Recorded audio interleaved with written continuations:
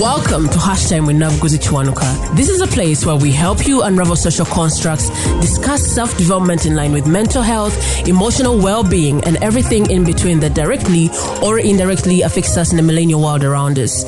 If you're hearing my voice for the first time and are the kind of person who is not scared of being a better version of yourself even if it requires you to contradict who you were 24 hours ago, consider this your virtual home. I'm your host, Yange, and I cannot wait to engage with you in the various conversations. This week I'm in conversation with Ainembabazi Samantha. She is a mother, a poet, a consultant for non-profit organizations, a mental health advocate, a body positivity activist, and the founder of Twena, an organic skin and hair care line. If you have been attentive enough, you will realize that mass media and society continue to dictate what a good body should look like. Some prescribe thick as recommendable, others dictate that thinner is better. Samantha from an early age has been on the receiving end of vitriol because of her size and shape, but as a body positivity activist, through her body positivity campaign, Size Yange, she continues to help women of all sizes and shapes to build confidence and self-esteem. This episode highlights how one's body image can affect one's mental health, and I cannot wait for you to tap into the wisdom Ainembabazi shares with us today. Ainembabazi, what's that? I have peace. She has peace. Mercy. Yeah, peace is Businje. Is that so? Yes. Mbabazi can be mercy or grace. So you have grace? I can attest to that. My parents, the child before me, my big sister, she died. Whoa. Yeah. So, and my parents took a minute to have another child. Took them a bit of time. And so they said God was gracious to them and gave them a child. They didn't think they'd have another child. They were stressed about it. You know how people... Wait, that was the firstborn child? Yes. Yeah, so that makes me the firstborn in a way. Yeah, so every time I hear that story, God was merciful to them and gave them children. So is it about you being gracious, or is God gracious? Our names are never about us. They're always in worship, the Westerners and the revival and ABCD. Yes. So they're never about the person, the bearer. It's usually in gratitude. Yeah, but also we sometimes, depending, the person can mirror the name, the trait can grow. Most of the names follow us. Most of the names follow us. Hey, you see some people like, no, no wonder you are this name. Right, but in opposite, I've met people called innocent. The worst experience, innocent. Jesus. Maybe the fight against the name. I don't know if the point was for them to be ironic, to live their life as an oxymoron, but innocent. Birunjis. Some turn out to be vain. Right? Or not Murunji at all. Oops. No, we have to say Oopsie, doopsie. Tell us about who Ainembabazi is. Guys, if you struggle with anxiety, you know that is the most triggering question in the world. Like, I had prepped for this. I knew who I was, but now I'm like, what do I say? I've forgotten who I am. Okay, let me see. Ainembabazi is she's a human being. Let's start there. She's an artist, poetry. She loves to dance. Yes, she's a chef. She owns an organic skin and hair line. She is a consultant for non-profit. She is a mental health advocate. She's a mother of one. What else? You don't say. Yeah. You all round badass, really, until you ask her to tell you about herself. All round badass. It's just one bullet. Tell us about yourself and I'm down. But I think that's it. You're quite an umbrella of more than two things. There's a lot happening. How did you come to that place? I don't know. People say that. Okay, I'm neurodivergent. I hope if you're listening to this podcast, it means that you are into mental health. So chances are high you're not neurodivergent. If you don't, educate yourself. And so because of that, it's actually a trait. We tend to pick up a lot of things here and there. So for me, I'm good at this. So if you came home and see your hair by the way needs me. I've been trying so hard not to say anything, but what's wrong with it? No, nothing. But it's natural hair. I make natural hair products, so you know.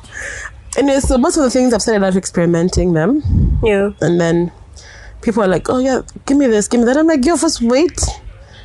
I spend money making this. What do you mean give you this?" And before I know it, it's a whole. But also, I love offering solutions to things. I'm very passionate about knowing that if I died tomorrow, say Samantha did that, she left this, she did that. I love making life easier for people, especially when I draw from the experiences that I've struggled with. For example, my organic skin line started with making anti-chafing cream. What is anti-chafing? You know, when we have thick thighs, right? They save lives, but they so rub. funny. So the rubbing, that process, that friction is really irritating, and sometimes people get wounds. So people would say put powder, put Vaseline, but nothing really ever worked well. And so I started that by making something for myself for that, and also a scrub take away the darkness. And then people started saying, "But how come you're fat on your thighs?" So because I really see how I dress. I refuse to dress the way society thinks my size should dress. Yeah. And so through finding solutions for myself for particular things, I find that I could do this, I could do that, I could do this. And also I hate having time to myself. And so that I'm busy. I prefer to be busy, because my mind is a very crazy place. So if I'm always, at least I know if I'm not cooking for somebody, I'm going to be making oil for somebody. If my son is not screaming, then I'll know that I'm going to be working on some organization policy, having a mental health talk somewhere. I never want to stop. Autopilot. Yes. I don't want to stop. Yeah. I mean, you've spoken about anxiety, and this feels like you're bringing it to life, or the way how you are walking away from anxiety is keeping yourself busy. Yes. So you've talked about you being an organization policy developer. Is that a thing? Developer? Yes, it's a thing.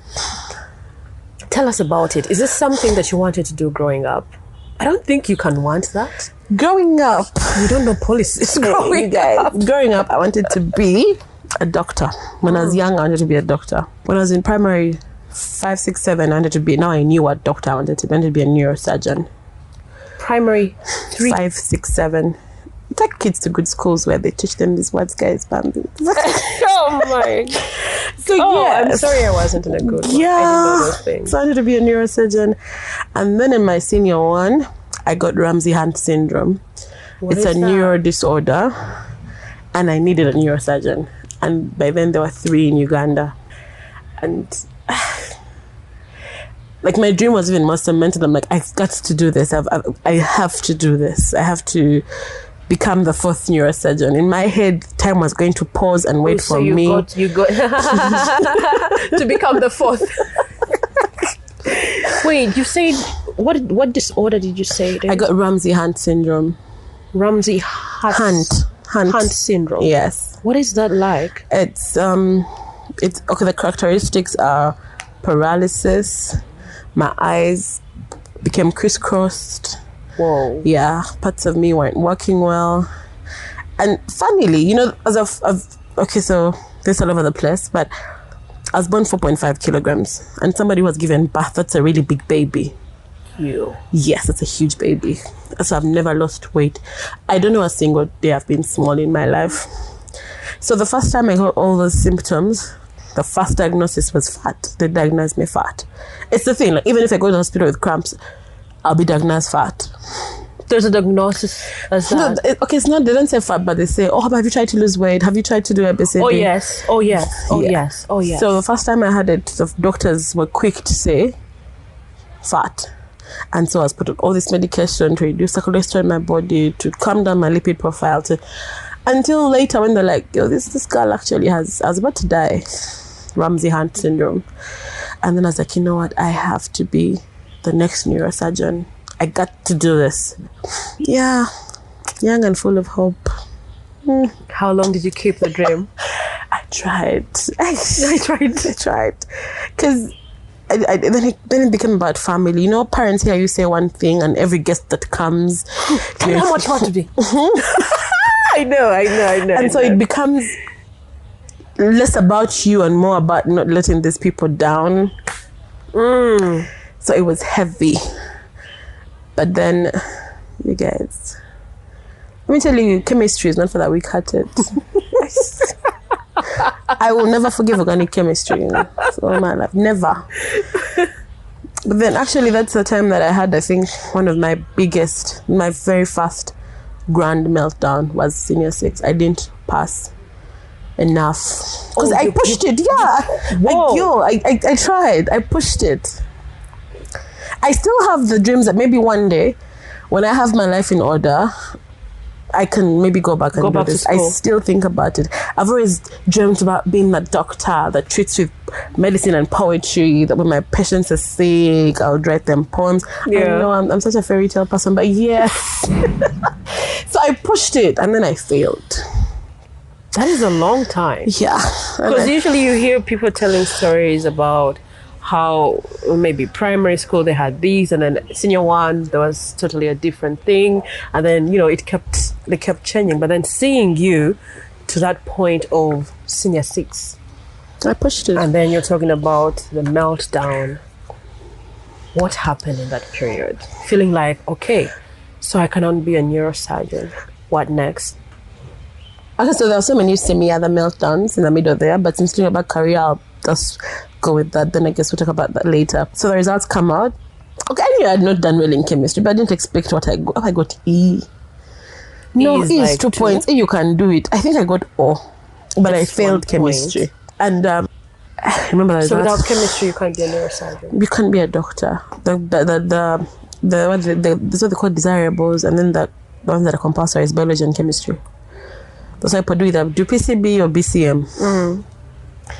So these results come back and I failed. I did well in my biology. Okay, not well, but I had a D for 3 points. I could get into. And you know what really broke my heart is that from primary I had really passed. I had done well. Yeah. All level I've done well, and then I have this. Because even afterwards, leave alone this, my university, whatever I did, I have an honors degree. Like, so up to now, when somebody asks me my biggest regret, it's that. Biggest regret? Yes, it's that from 6, not redoing it. Not redoing it. Yeah, because so this is what happened. I failed. Do you feel like had you redone it, there will be something different? Yes and no, but so this is why. So I fail, and that very day that I failed, I tried to kill myself because I cried. I wailed, like I cried until I blacked out. And then when I woke up, I cried again. So I was like, you know what? Let me drink and I die. Yeah. But in my defense, or in defense, I had dealt with it. Like, a lot was going on. I was not like the world's most mentally stable person. So this was you heard of yes, I've heard of people killing themselves. You know, when you're young, with it? People either like strangle themselves or that is the common one. No, is the one that die and live trade, like apparently. But then it made sense, and I had it. I've always been artsy, so I used to scrapbook a lot, and so I had it. So then my mom comes in and I'm wailing and I'm screaming and because of her. So like I think my parents couldn't deal with my failure. Yeah. I think I robbed that from them. I robbed the African parent away from them because of how terrible it affected me. They couldn't deal with it in the way that African parents know how. They couldn't shout about it. They'll all just think, what do we do now? So my dad goes, repeat. I'll make you comfortable. I'll take you to school in the village. You will do this. I'm like, I'm not going to repeat. I'm already fat. And then I add on being old in class. No, I'm not going to repeat it. And what was funny was, I said in that limbo, people went back. So now people started going to school. People's lives like moved. Like people were supposed to report to campus. Yeah, I'm there. I don't know what my plan is. So when I think about that, did you want to have a plan, or I did, because I feel like there is a possibility of us feeling like this is what I wanted. There is no way I can do something else. So no, actually no, I wasn't sitting like a potato. I remembered. I started working on going abroad, going to Cyprus. I got a lady she's like an education tutor. Those people who help people go abroad. She got me I have scholarship at CIU, that is Cyprus National University. And around that same time, I was battling. Remember, I had Ramsey Hunt, and then I had asthma, and then Ramsey Hunt went on even after your surgery. No, I didn't have surgery. You don't have surgery. They give you Neurobin. That's what medicine has on. So I failed my medical exam. Failed medical exam miserably. Like nothing in my body was working. Okay, like you know how you're supposed to do that before you travel. Hold on. I didn't know there was such thing as failing a medical exam. You can. You've not seen how like they tell you everybody who's going abroad, especially is going to be there for long. So these ladies that they keep taking Pakadama and whatnot, those guys, they actually do medical exams, but sometimes you don't do it.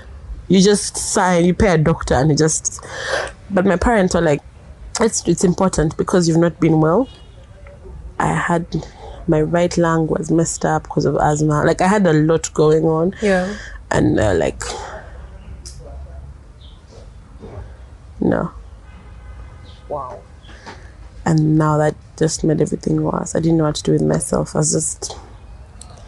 So the year ends. People are reporting, I think, in August to school. So now that I think about it, like later enough, I'm like, so I had that whole year to actually have repeated because I didn't go to university. So in January, I go to Kenya to see if I can get a university that can take me on. You didn't want to do anything with Uganda? Uganda is a bit rigid. It is. My options were KIU, and I didn't want to go to KIU. So I went to Daystar. What did they tell me? Then I went to USIU. United States International University. It's in Nairobi. So USIU tells me they can give me a foundation program, but I'll be doing pharmacy and not medicine. Yeah. Came back to Kampala. You didn't want to do pharmacy? I think I wanted to, but I think I felt like I'd pushed it too much. Yeah. And pushed everybody else in my life too much for this particular thing. Because my dad went to Cyprus to look at the place before it all. Like, everybody had done a lot already. Yeah. So when I came back from Kenya, but also Kenya was kind of detoxing for me. I partied really hard. While you were waiting for admission? No, while I was looking for schools. You know, you do it during the day, then in the night. Because there's nothing for the people. I think we're related now. Right? Because I had pocket money. As long as the first thing I did when I reached, I bought my return ticket. You have to secure that. Yeah.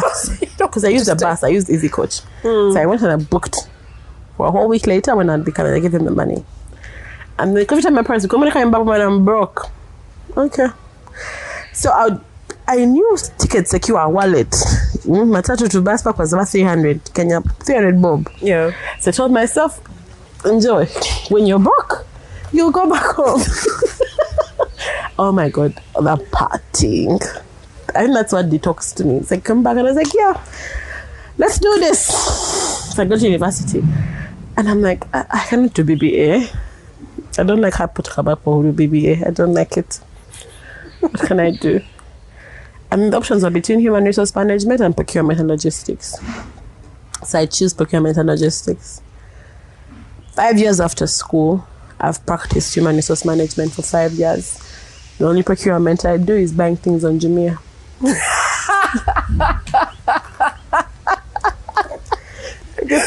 You just made an advert for them. Like life is, I don't know. It made more sense. Like the time I went to campus was the time when they were buying those Bank of Uganda pens of 300. So I saw myself doing procurement and being in charge of those pens, right? But I finished school and I've done a lot of human resource. I've not done any procurement. Like zilch. Zero. Jimmy, I should pay you for that. That's the only thing I've done. So here you are. Yeah. You've done human resource in practice. You have Twena going on as someone who loves making solutions or providing solutions for people. And my hair has been bothering you. Why is my hair bothering you? It's dry. Is it? Yeah, it's so dry. There's some bit of oil. Natural hair, but understand. Oil is not moisture. Oil is just sealant. Moisture is water. Yes. You'll teach me. You pay. For the consultation? Yes, of course. I will pay. So, going forward, you're having yourself as a performer known as emotional stripper. How did you come up with that name? It's very simple. Strippers take off clothes, I take off emotion. I'm naked, I'm raw. Wow. Yeah. So the way how you feel it is how you come up with it in words. I'm the most selfish artist, I think. If it's not about me, I'm not writing it, I'm not performing it. It's me. Yeah. But isn't it about what people experience in most times when it comes to poetry? I feel like they have mostly personal experience. Yes, they are. But also people who could write on cue, who could say, oh, there's my tuba here, I'm going to do this gig. The president wants a poem about Heroes Day. Yeah, it depends. Yeah. And Broken Crayons, I think. You didn't talk about it. So Broken Crayons is something that we started, friends of mine, and we're all just survivor best mental health, like experience sharing, and that was the goal for women, young women.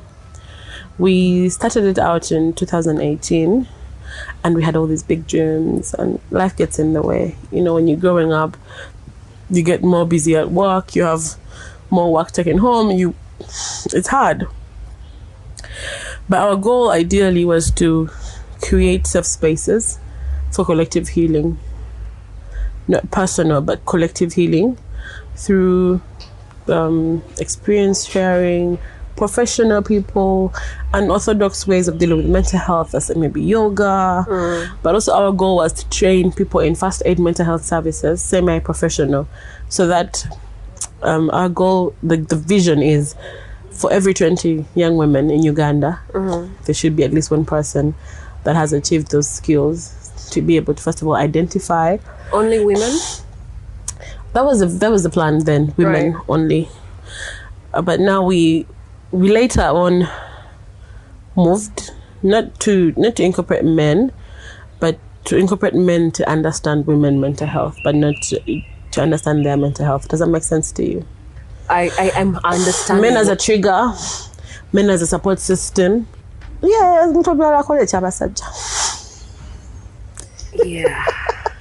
Oh my dear. No, guys, let me tell you, this is the thing even in non-profit management, people are so shy about specialization that they end up offering diluted services. There's no man on our team. What are we going to share? What are we going to give them? Yeah. Oh, you don't have a man on your team? No, it's a women thing. Have you invited people to join your team? Men, you mean? No, again, because we are not thinking in that direction. And it's not being selfish. It's having a specialization. You said this is the group, but I don't see people complaining that Save the Children is not saving adults. Because we can figure out life on our own. But the people that deal with adults, right? Yeah. The people that work with adults.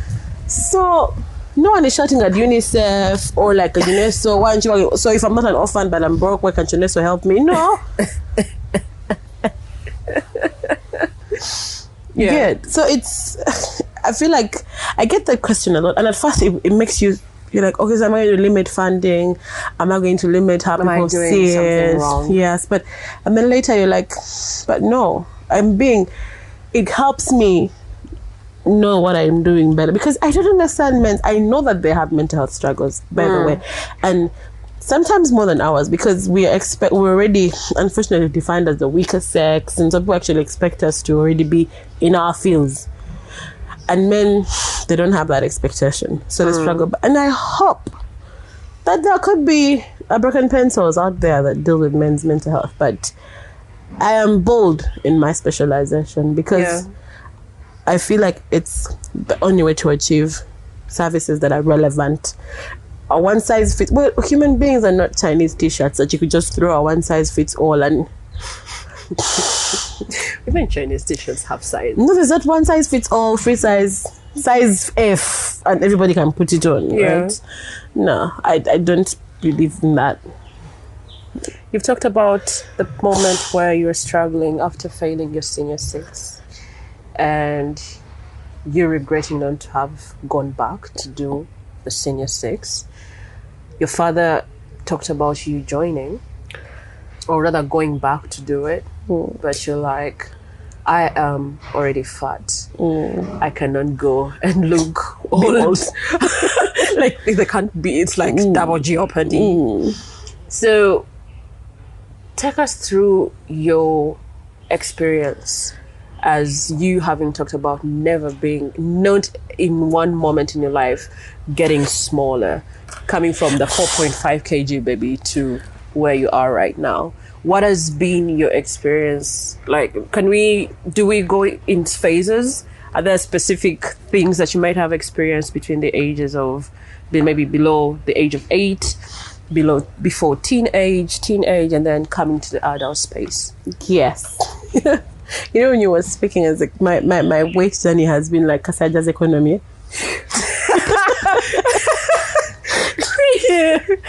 Anyway, so when I was younger, those ages of I guess when you're a baby to like when you're like 5, you're cute, right? Oh, because you're chubby, and it was like, oh, can you imagine someone I know? I don't know. It might have been last year. She was like, she can't stand small babies. I know so many people who say that. Yeah. Really, and she was like, she's going to do whatever. She would do whatever it takes to make her baby big. And I'm like, what the heck? Yes, that's what I'm saying. From that age, so the way how you're saying it is like, oh my god, it is a reality. Like, you're cute, you're chubby, you're healthy, your parents are taking care of you. Yeah, you're taken care of indeed. And everybody wants to carry you, everybody wants to pinch your cheeks, everybody's excited. And then P1, right? And okay, she's cute, but yeah. Oh, the butts are already coming out at the age but of 6. Yes, they're already coming out. But your parents are already being questioned. Man, no. In your hearing? Yes. So when they go to school, anyway, they'll lose weight. They'll go, people say, and then, so for me, what happened was, I grew up in a gated environment. Yeah. Right? And I went to a good school. I don't know how to define good school, but it was a good school. It was a school of, it was one of those schools. Actually, it was that school then. Yeah. And so everyone that has a bit of common name in society, everyone that is, their children are at that school. So these kids didn't care. We're all children here. We're all speaking English, and English is not English is not insulting. If someone wants to insult you, they'll have to go into a local language. Because after telling me you're fat, that's a description. Yeah. I'm also dark. Are we pointing out things about me? So it's not that painful. So primary school wasn't hard because I was with people that were from, and for fear of being judged, social class from. So people just like understood everybody. There was not, a person is not someone new in these circles. But I remember in my P4, P5, I walked with the help at home away. Like I left the gate and I wanted to help, and then people started screaming all these things at me, and I was in shock. I was like, wait, what? Primary 4. Yeah, but people were like in the neighborhood. Like once we came down and she wanted to buy things, so I pushed her, and that's when I learned all these derogative names, fat bombola. Like kids were screaming. Oh, at it me. was kids. Yes, kids and adults, men. So I ran back home, and so that's when I started to come into the consciousness of I'm different. yes, Primary 4, we're looking at a 9-year-old. yes, and then that's when also teachers started getting vocal at school. Not to meet my parents. Or you could do this, or you could do that. Give her warm water, tie a towel around her stomach, like Tie a towel around a her 9-year-old. Yeah. Yo. And so even activities. I told you I love dancing, but it was rare that I was given opportunities. It was automatic that I should sing. The small tales. Mm-hmm.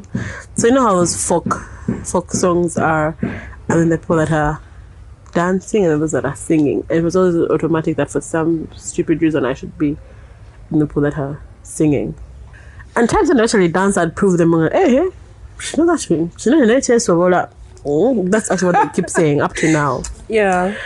And so I finished primary, and then I get to secondary, and there's people from secondary brings everybody from all walks of life. There are people whose, even if a school is expensive, there are people whose parents' dream has been for them to be in that particular school. There are people are being sponsored by mosques, so there's everybody from all different.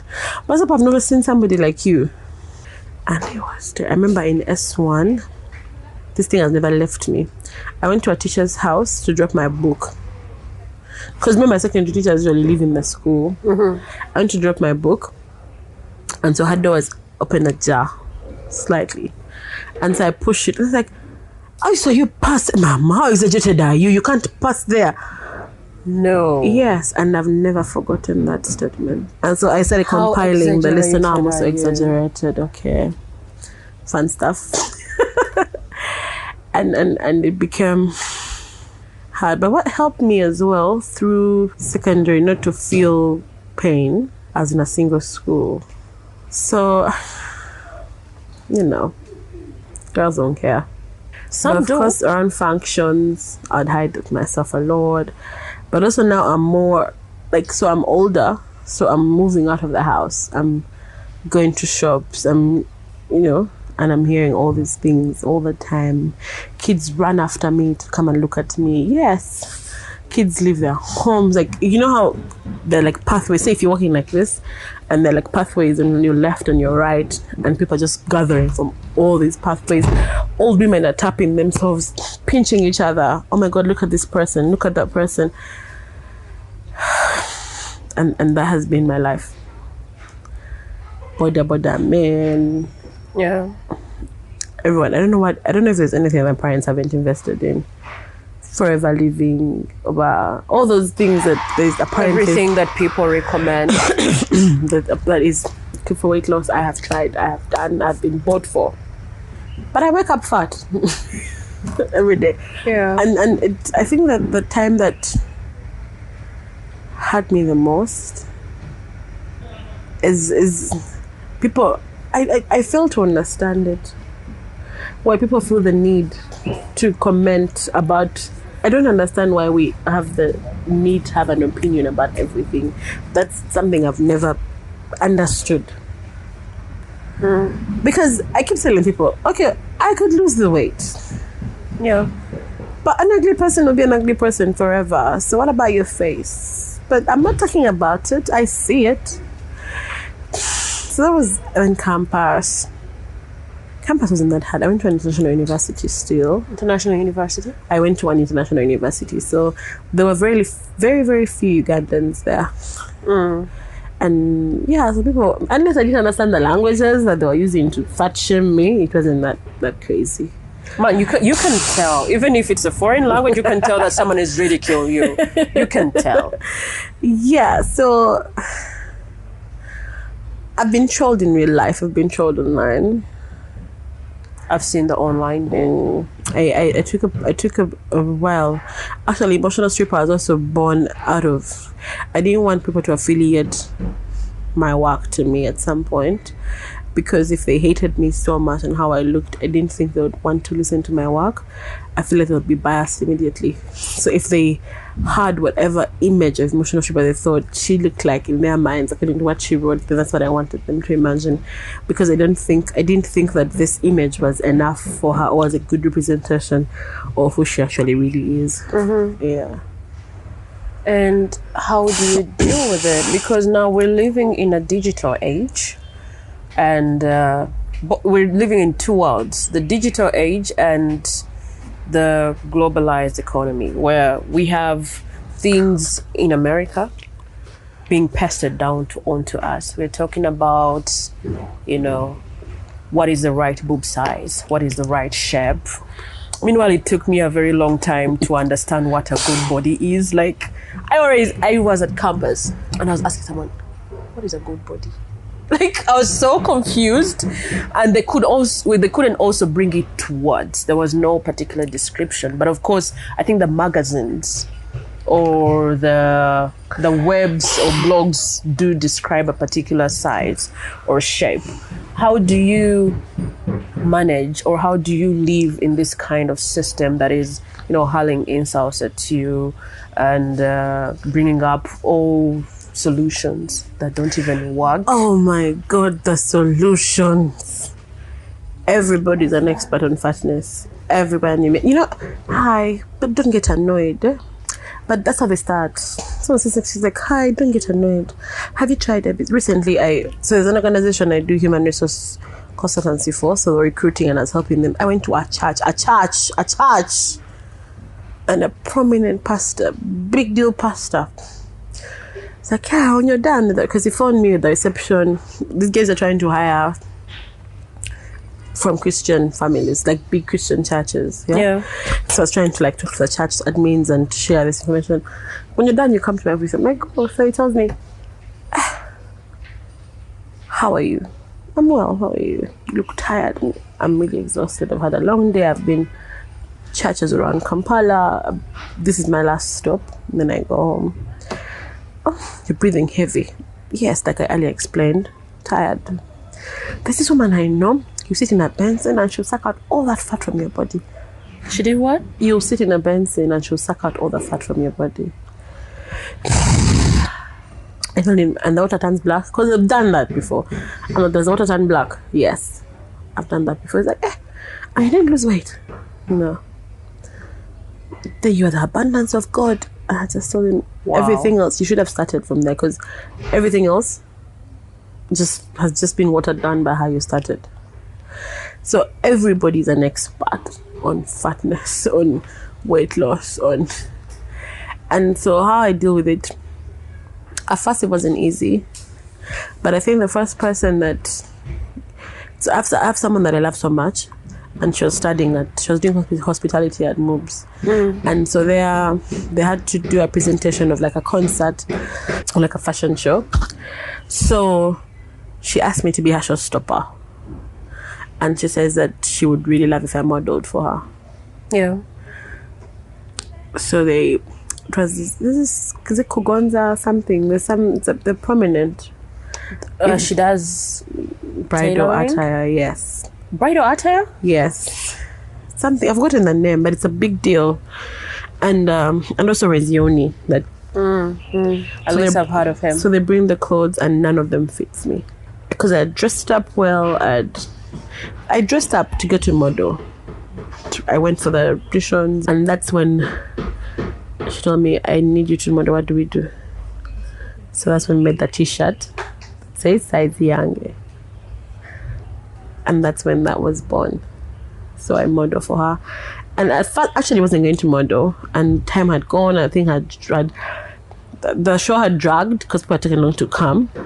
And so they say, so we're not going to have any other. She says, if we do only one thing, we do this. Yeah. And I was so scared. So she came and they were holding me side by side. And that's when I did the runway. And I got wings.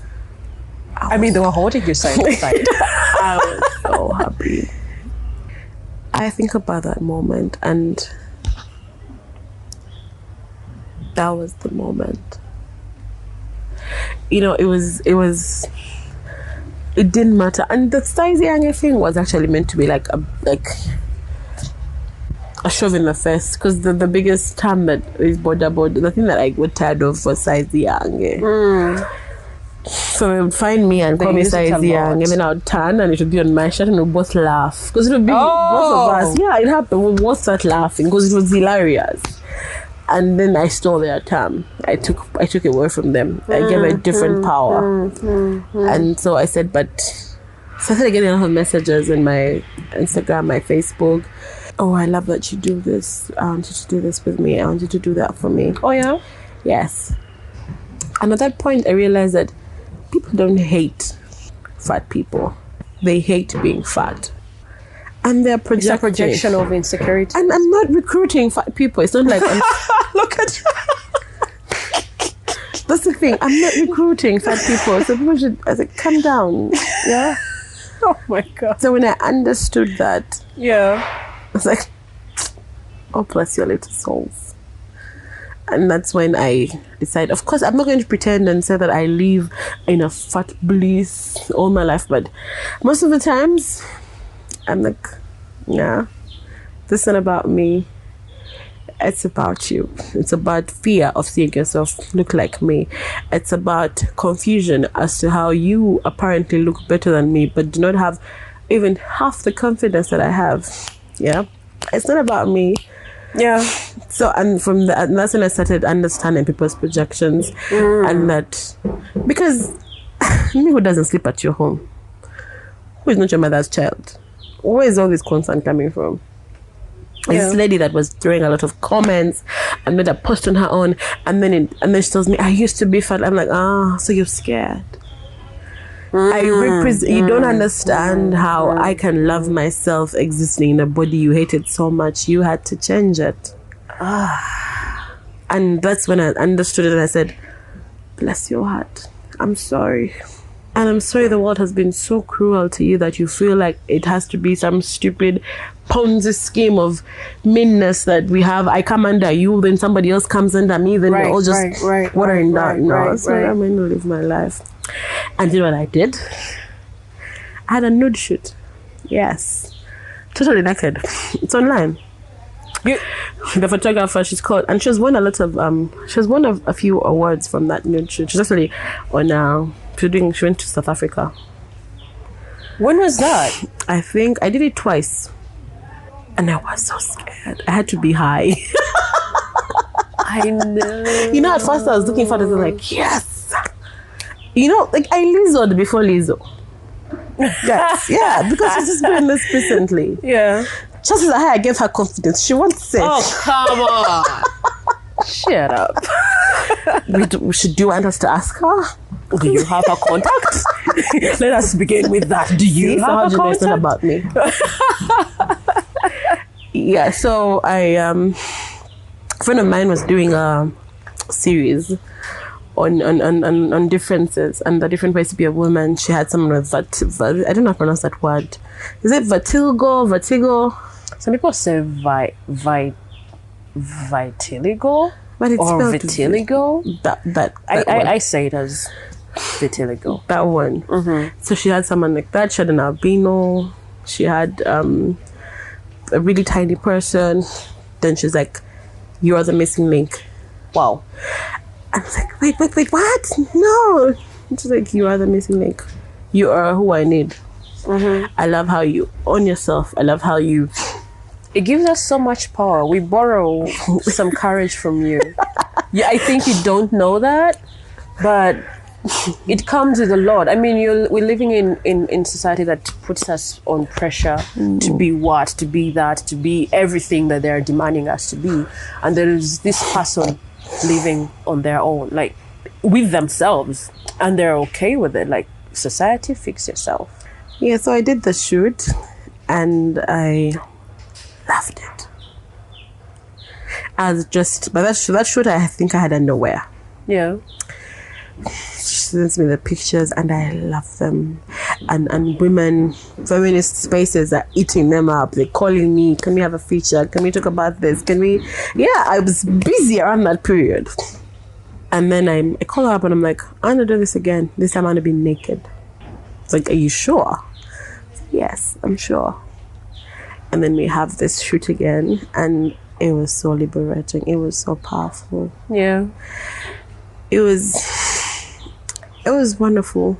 Did it feel liberating? Yes, it was so amazing. And up until, it takes a toll on so many things. Because now, for me, employment, my questions are, what chairs do they have at that workplace? Because not all chairs are comfortable. Yeah. I know people are like, if you don't fit in the chairs, lose weight. I'm like, there are chairs. I can buy a chair. They cost like, what, 100,000? Plastic chairs? Just inform me. I'll carry my own goddamn chair. Even today, when I was coming to this space, I saw these that have those hands. I'm like, oh, I won't fit in those. Or even if I do, I won't be comfortable. And so I looked around and I was willing to tell you, can we have it on the floor? Can we sit in the grass? Yeah. And it's not like, so the question is, if you're so inconvenienced, but I'm not. It's just a chair. I'll carry my own chair. Women have been carrying their own chairs to events for as long as time. We've had to push through different things to be able to get seats at this table. So, yeah, and romantic involvement, it's difficult. It was difficult to believe that you're worthy. Yeah. Because it is impossible to find an ex of your partner that looks like you. So you start struggling and wondering, am I really that type? Because, yeah, that part. And then you don't know if it's curiosity or if it's genuine interest in you. There's somebody who blunt out walked up to me and said, I thought I had had sex with the fattest woman I know, but now there's you, so can I please have sex with you? And I'm like, excuse you? Oh my goodness. It's an experiment. They blunt out walked up to me. I was at a party and they blunt out walked up to me and said, wait, you didn't know this person? Oh, know them from where? And so you're very insecure. It actually takes a toll on your partner's mental health, because since you do not feel beautiful or worthy, or society has taught you, Cosmo doesn't think that you can please a person. So you have all these, and it's like any conversation, are they talking to Nabuguzi because she's smaller than me, because she's more flexible? Is she imagining how this could maybe work? Is my body getting in the way of physical contact? And and so sometimes you stay away, because if you do engage, you're going to have two people with mental health issues. Insecurity takes a toll on the person that is being accused, because it's frustrating. Like, what am I doing wrong? How am I not showing this person that I am? But how are you still feeling insecure? How are you not seeing it? And so my relationships were strained. I was crying all the time. I was sad. I felt like my friends had to apologize for me. And people think that fat people want you to fight for them. I'm those people that don't want. So like somebody would be offensive towards me and you'd be like, how would you? And I'm like, you're drawing attention towards me. Like, let it go. Leave it. But then there's also, so the mental health of people around you. My mother used to walk around with a stick when I was young. You say, these kids that used to follow, she beats them. Wow. I swear, yes. And so even her mental... because now she's tied in this system of fighting all the time. My auntie came back she came on vacation sometime, and then she hadn't seen me in like a while. Then she called my mom in private and said, oh my God, me and my husband didn't sleep last night. And my mom was like, excuse you? Oh my God, my husband and I didn't sleep last night. And so the toll it takes, not only on your mental health, but the mental health of the people that have in your life and they have chosen to love you, and it's so heavy. Because they see something different. They see what you see, but society doesn't see what you see, right? And so they don't understand, and they're always angry, and they're always fighting with people. But then you're also always insecure, and you're always sad, and you constantly diagnose yourself fat. There's a job interview I went for, and for procurement, and then they told me, so as a procurement manager, you have to move up a lot. Is that something you can do? I'm like, I wasn't wheeled in here now, was I? Anyway, I didn't get the job. I did not get the job. Yeah. I don't know if that's what the reason why I didn't get the job, but I didn't get the job. So it's heavy, not just on yourself, but on even the people that are around you. But like I said, people that love you try. Balance, and that's really what I'm doing. People meet me and say, I love how you're dancing, you're confident. I'm like, would you tell Shiba she's confident? Would that be the just complete it, say for a fat girl. Don't. By the way, have you heard of back-ended compliments? Yeah, I know them. And I don't know. I'm not trying to. Those are the ones that actually get the most. I'll be having a good time. I'll be in a bar. I love your confidence. Go tell Cindy you think she's confident. Is that a compliment? It's not a compliment. What you're trying to say is that you are surprised that I am a fat girl. I am dancing. I'm enjoying myself in the bar. I'm not worried about what you think about me. That I'm daring to exist. You are daring to exist. Bothered that I am fierce enough to not care about what you think about me in your mind, but to just come out and live in my most authentic self. And because of that, you feel like I need to be complimented for living. Are you telling your neighbor you're happy they're here and they're confident? Or is this specific for me? Right. I'm not saying don't compliment me, but don't give me back-ended compliments. Some utterances come clouded in insecurities or feeling like I'm a nice person, so let me go and say something. Or I want to say something mean, but then I don't get cancelled, so I'm going to say something nice in a nice way. And it's difficult. But it has its perks. Tell me about the perks. Tell me about the perks. I want to hear them. Oh my God, there's so many perks. There are people who hire you just because of how you look. Yeah. Not because they don't have sex with you, but because they assume. For example, I get a lot of human resource offers because people think I command respect and fear. The fat lady is on her way, and so all of us have to squirm. You're kidding. I have. I usually get the best seat in the room, in the place, because people think I'm someone important. And you're important. In that particular event. People think, no, there's no way this really fat lady is fluking this thing. It's impossible. No. Have you fluked any? I refuse to deny or confirm any of these allegations. I plead the fifth. I invoke my constitutional right to remain silent. Yeah, but also it has food. People are afraid to leave you hungry. You're so funny. People are afraid to leave you. They always want to feed you, so you have food. Like, this fat lady must be hungry. You know? Of course, but just make humor out of everything. But then the thing that I struggle with is you saying that there's a good body. Do you know what a good body is? I still struggle. A working body. A body that serves you. Does it move? Does it do the things a body is supposed to? That's a good body. Because can you do what you want to do? What's a good car? A car that doesn't have the funny noise. It has to move. That's a good body. Because ideally, if you think about our bodies are vehicles, just use them. I really struggle with good body, perfect body. It's perfect if it functions at optimum level, if it functions perfectly. Yeah. Because even the bodies that we think we've pushed women into very disturbing and inhuman things because we particularly want them to look, and it's sad. It's sad.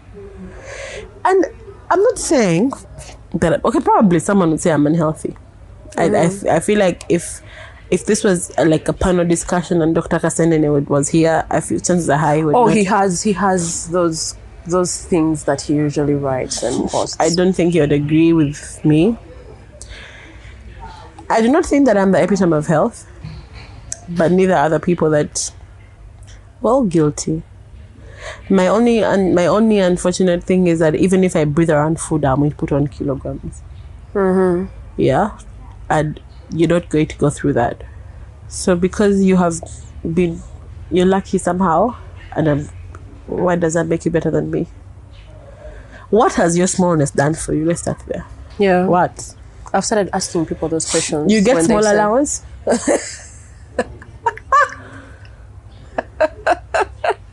Yeah. And now not successful because you're small. It's just society has it's not even society. By the way, in my culture, I'm a Mnyankole. Fatness was pride. It's colonialization. Guys, I'm not lying. Read about Banyankole fattening hearts. You wouldn't get married unless you are a particular size, unless you are fat a particular way. When you are being called for marriage, they put you in a fattening heart where you're Fattening heart. Yeah, it's a fattening heart where your diet is milk, ghee, yogurt. You're just there. Do you You're growing know? fat. I don't know what I've talked to. I'm in conversations with border men a lot, and I don't know how we end up having conversations about people's weight. Oh, I think it's this thing of usually when I'm going onto a border, I always ask, are you holding it firm? Because I don't like falling. So I don't want to be going up the thing and I fall. I don't like falling. Naturally. You and 8 billion other people. I think some No. don't have it in their head. Okay, but for me, it's more like a reaction. Because my grandmother fell some years back and her femur broke, and then she ran. Her mind switched off. She couldn't recognize us, and like everything kept growing until Like she a died. spiral of terrible events. Yes, so for me, I don't want to hear that I have fallen. I don't want to hear that my mother has fallen. So when I'm getting on that board, are you holding this thing firm?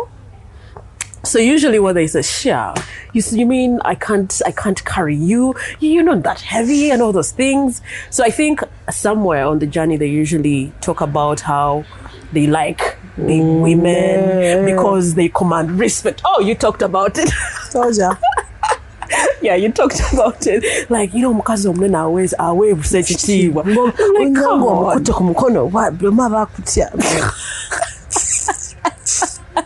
Rubbish. I don't know. I've actually been a hire woman for some people before. A hire? A woman for hire, like not for hire per se, not like I run a side business where I'm a part-time fake girlfriend, but yeah, I've gone to some spaces as a person's partner before. Wow. No news, that's it. If I don't have it, it's not there because me, I've looked for it in everywhere. Wow. Yeah, so I understand when people say that, and people think it's a compliment, but it's not. I don't have to make fun of somebody else to feel good about myself. That's why size Yange is not specific to fat people. My very close friend then is really tiny, so would struggle to shop for it. Like they'd be too big for her, clothes would be too small for me. Both workouts, there we came. And you've not gotten anything. Both of us. We're at the extreme of the spectrum. We are the extreme. The black, the white. No grays. Yeah. So I don't think I have to make fun of somebody else to feel good about myself. And we do that a lot, especially on social media. So what has been that particular moment? I know I had already talked about it and you're like, there are so many of those moments. But can you take us through a moment that might have felt like, I'm not surviving this, let's say a crisis, and you're not seeing yourself turning back or coming out of it, but here you are, you managed to come out of it? Also very personal experience, but I'll share. So growing up as such a daddy's girl. Yeah. Because, he needed a child. Then there was me. So such a daddy's girl.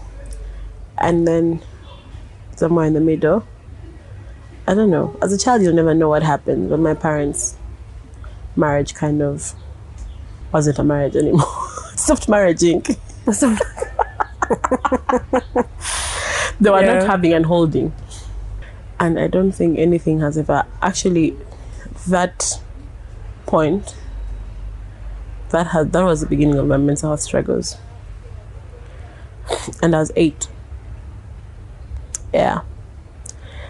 And watching a person, my dad loved me so much, to the point that people were tired of me. Like, people didn't want to hear about me anymore. And watching him leave me and make decisions to go, I think and then having to testify in like family court, and at that age, You had to testify in court. yes, because it was a hard thing, and that was that point that I've never recovered.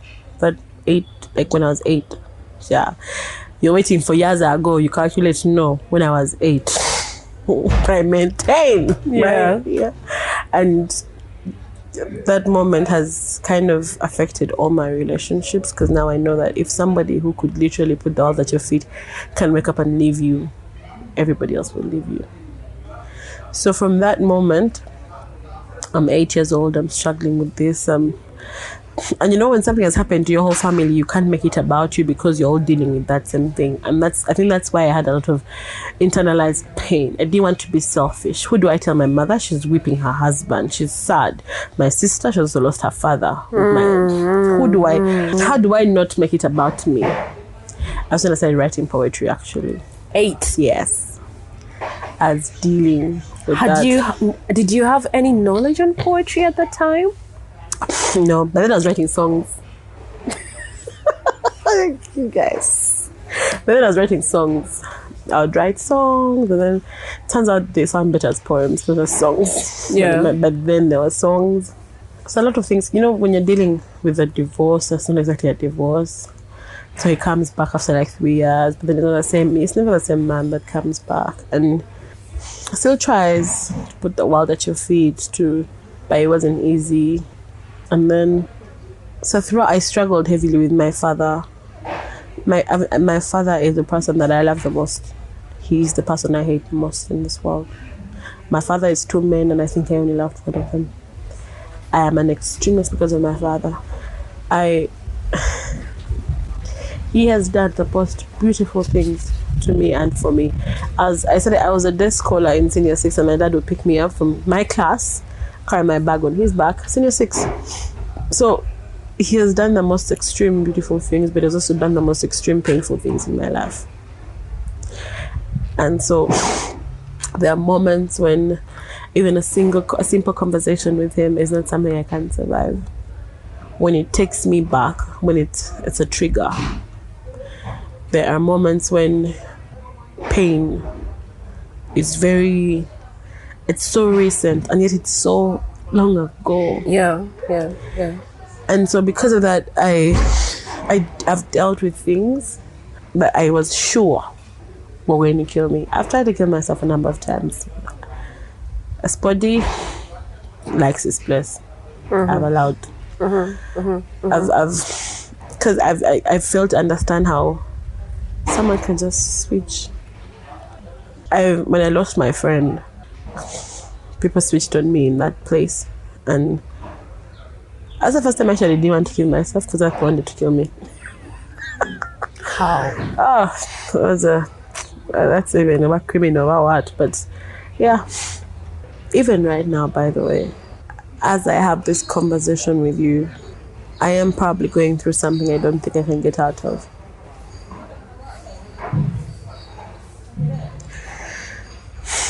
It's I think life it depends, maybe the other part different, but sometimes life needs just one defining moment, and unfortunately everything else will water down. I don't think any other loss will ever hurt me as much.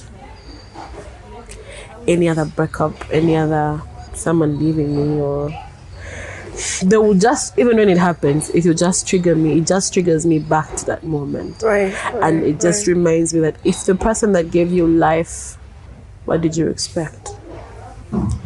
So it's when I grow older, when you're younger, it's fun. You know, you have 2 shopping lists, everything is fine, everything is happy. But when you grow older and you seek a bit of stability, you seek family, you seek deeper things, is when it hits you all at once, and then you start to understand whose fault was what. You know, you're old enough to have these conversations, and then you're triggered, and then you're hurt, and then people say things like, it was for the children, and then you say, if I remove myself from this equation, does that mean I give this person who I love so much a chance to live their life? If I'm a shekel onto someone's ankles, does that mean that if I am not there, they get to sprint? So you think about how better the world would be without you in it, because of how many people are apparently dependent on you, and how many people are doing things that are hurting them because they have to be there for you, and they just start to question if your existence is a blessing or a curse. Yeah. And is there a way that you manage to deal with that? Is there, because now I'm looking at you keeping in loop, rather than should be like a pendulum. You're swinging to, I think I'm fine, and then something happens and then you just swing back. Is there a moment where you have probably sought help from a professional and had conversations with them? So in 2013, was it 13? May, I was diagnosed as clinically depressed. First of all, Uganda's mental health care system, it's not it. Like, it's really not it. That's the truth. So around that time, I was extremely suicidal, and they treat you like a criminal in the facility. Like you're a danger to yourself. So right, you're tied up, and you are tied up. Yes, you are a danger to yourself. Does it require someone to get tied up? It does not. That's why I'm telling you, it's not it. There's a lady that I wish that you could speak to. I'm going to tell you her name when we're done. She has gotten actually worse experience than I have from the Tabika Hospital. So now you're working towards the stop being tied up. That's your goal. Your goal is not about healing. It's either I'm faking this or I'm doing this, but I have to show them that I'm okay. Wow. And then seeking help works, but life is like Shiba, hit after hit. No, this is what we're going to be doing. Life is like Shiba, hit after hit, and so you reach a point and you say, so how often do I get help? How often? Can I afford it? By the way, it's not, you guys, it's not cheap. It is not cheap. A good psychologist in Uganda will charge you about 200,000 a session. Yeah. And those are the ones who are affordable. Those are $100. I was shocked. I don't know how many dollars I saw. I don't know from what clinic. And I was like, no. I don't know how many. Nope, I'm fine. Pony. I was actually looking out for someone else, and I couldn't share that. I was like, no, this is very discouraging. Yes, it is expensive.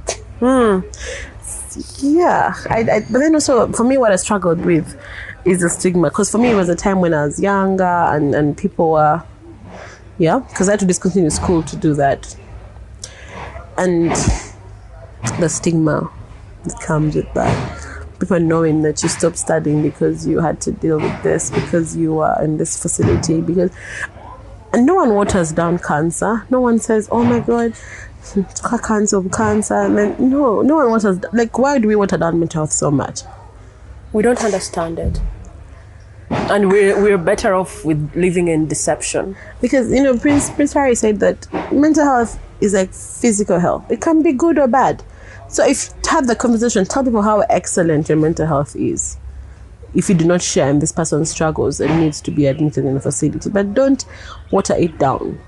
Yeah, so I've stopped seeking help though. Not because I don't need it, but because lately, one, it's expensive. Yeah. Two, I've done it so much that I feel like, and I'm scared to be dependent. I am afraid. I'm afraid of what would happen. I'm asthmatic. And I deliberately stopped using my inhalers because I told myself, what happens if you ever are without one? Won't you just die? So I'm those people. I hate depending on anything or anybody. And so I am scared. What happens when something, when I'm on a ledge and a phone call is what I need and this person's number is not on, what do I do? And that's why I Broken Crayons wants to make sure that everyone in their circles has someone who can offer these skills for free, so that you don't have to seek or look for people. Do fundraising. Yes. No, like you are a semi-professional mental health service provider. You can provide these services. You as Nabaguzi, you can do that. Yeah, but I can't say I'm out of the woods, because do you ever really get out of the woods? There's always something because else. It's like physical health. If you don't have malaria, you have COVID. If you don't have COVID, you have... Something is always wrong, you guys. What's wrong in Africa? It's very sad. It's a mess. It's a mess. I mean, it's a mess. You see that recent headline that was published 14 million in May, Ugandans. 14 million Ugandans, and people are talking about how we are at a risk. How can we have 14 million people? And in my head I'm like, this is an underestimate. You cannot tell me that out of 45 or whatever, 42 million, there are just 14. With the way how Uganda is run, no. These are just the people that seek help. These are the statistics. Can I shake your hand? You're not seen, but I'm shaking your hand. Let them imagine that I'm shaking your hand. These are the people that seek help. And they are the ones that are in a better standing. Yes. So, the 32 or 30, I don't know how many, we are at a risk. Mental health business. They are at a risk. Yeah. Thank you so much for giving us your time.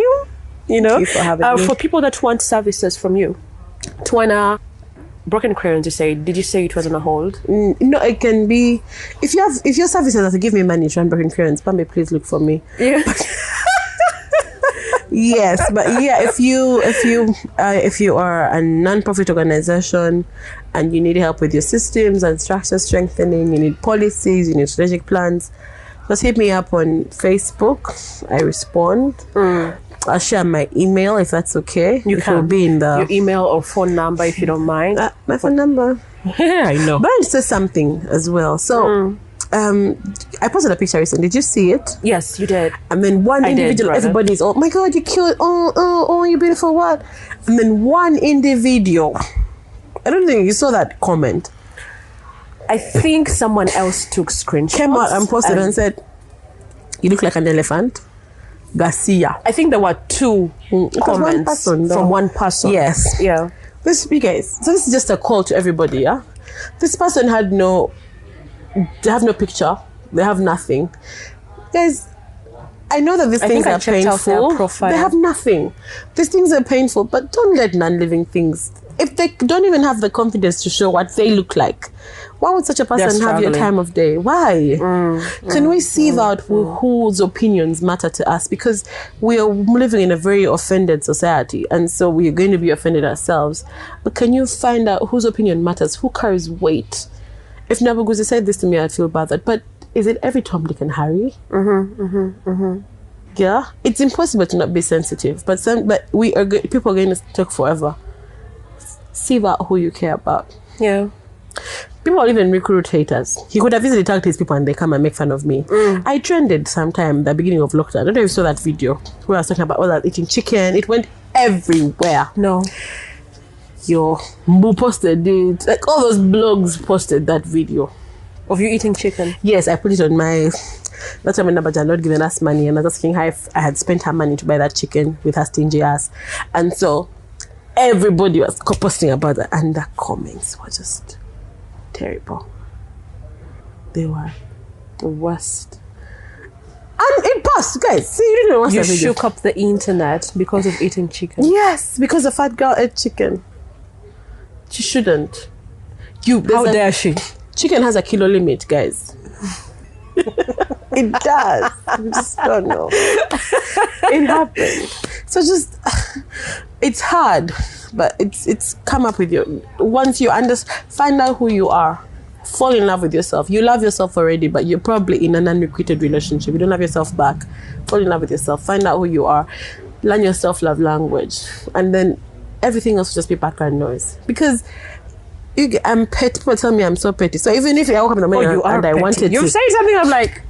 Yes, so lady. even me myself, I could be an abuser. Like, I'm not saying perfect, but if I find you when you have found out the power of who you are unshakable. That's right.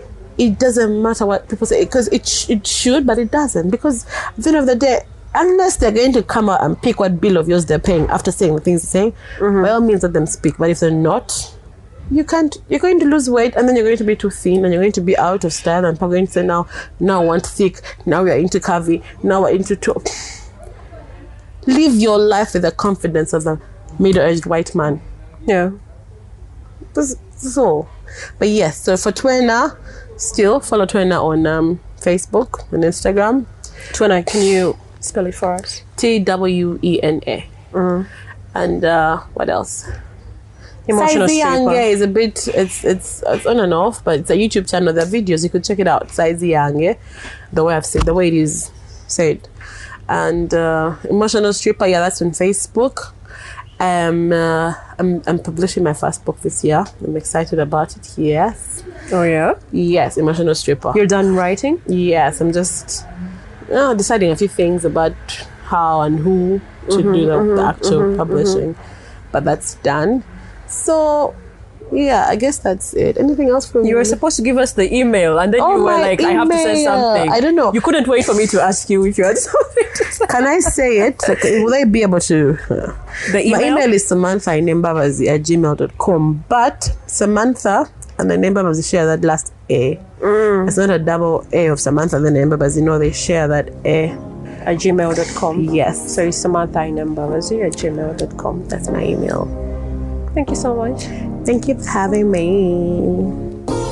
In various articles on body image, it has been proven that a negative body image can lead to anxiety, depression, eating disorders, and low self-esteem. My takeaway from this episode is fall in love with yourself. I wish I could tell you how long it takes to fall in love with yourself, but I can assure you that you can do so one part at a time. Thank you for tuning into another episode of Hashtime with Nabguzi Chwanuka. If you loved what you heard, make sure you subscribe to Hashtime with Nabguzi Chwanuka in your podcast platform of choice and share it with your friends, loved ones, and every other person you believe is affected by the millennial world around us. Also, feel free to share what connected with you on social media, and be sure to tag us. We are at Hashtime with Nabguzi Chwanuka on Facebook and Instagram, and on Twitter, our handle is at HTNK Podcast. You can also reach us on our email, htnkpodcast@gmail.com. I look forward to hearing your feedback, your suggestions, blah, blah, blah, and everything apart from a single hi. I don't want to see that. Let's meet next month in episode 76. And until then, fall in love with yourself. Ciao.